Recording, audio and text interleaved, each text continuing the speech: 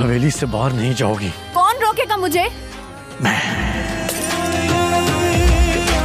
اس کے بغیر مر جاؤں گا۔ غلام نہیں بچے گا، میں ماروں گا اسے۔ جب تو غلام کی سانس میں سانس ہے، بادشاہ کو وہ چھو بھی نہیں سکتا۔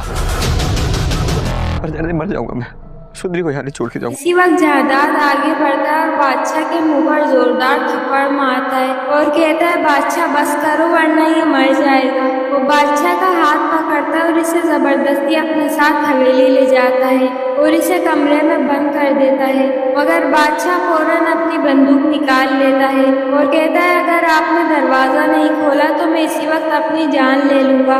جہداد مجبور ہو کر دروازہ کھول دیتا ہے۔ باہر آ کر بادشاہ اس سے کہتا ہے آج میں غلام کو مار ڈالوں گا۔ وہ غصے میں حویلی سے نکل جاتا ہے اور جہداد اسی وقت غلام کو کال کرتا ہے اور کہتا ہے بادشاہ تمہیں مار ڈالے گا، ابھی کے ابھی وہاں سے بھاگ جاؤ۔ اسی وقت غلام اپنے کوارٹر سے نکل جاتا ہے۔ بادشاہ اس کے خون کا پیاسا ہو کر ہر طرف اسے ڈھونڈنے لگتا ہے اور لاجوں سے کہتا ہے اماں مجھے معاف کر دینا، تیرا بیٹا آج میرے ہاتھ سے مرنے والا ہے۔ وہ غلام کو ہر جگہ ڈھونڈنے کے بعد واپس حویلی آ جاتا ہے اور سیدھا سندری کے پاس خورشید کے کمرے میں پہنچ جاتا ہے اور اس سے پوچھتا ہے کہ غلام کہاں ہے۔ سندری کہے گی میں نہیں جانتی وہ کہاں گیا ہے، مگر مجھے اتنا ضرور پتا ہے کہ وہ مجھے لینے واپس ضرور آئے گا۔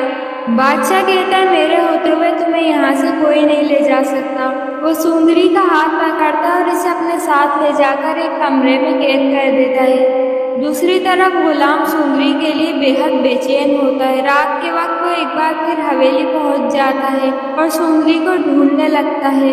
خورشید اسے بتاتی ہے کہ بادشاہ نے سندری کو کمرے میں بند کر دیا ہے۔ غلام اسی وقت اس کمرے میں پہنچ جاتا ہے اور سندری کی ساری رسیاں کھول کر اسے اپنے ساتھ لے کر حویلی سے بھاگ جاتا ہے۔ اگلے دن جب سندری لاپتہ ہوتی ہے تو بادشاہ اسے ڈھونڈنے نکل جاتا ہے اور غلام کی لوکیشن ٹریس کرواتا ہے۔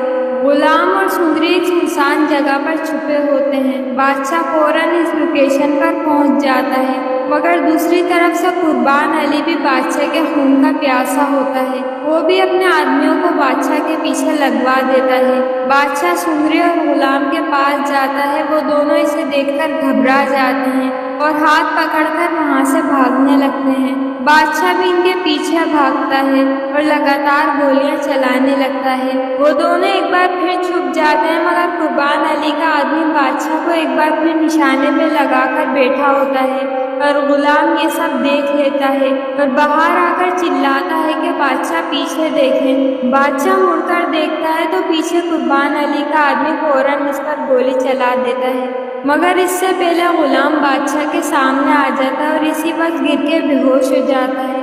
بادشاہ بے حد گھبرا جاتا ہے۔ اسی وقت جہداد بھی وہاں پہنچ جاتا ہے اور بادشاہ پر چلاتا ہے کہ یہ تم نے کیا کیا، اپنے ہی بھائی کی جان لے لی۔ وہ لوگ فوراً غلام کو ہاسپٹل پہنچاتے ہیں۔ ڈاکٹر کہتے ہیں غلام کے پاس وقت بہت کم بچا ہے۔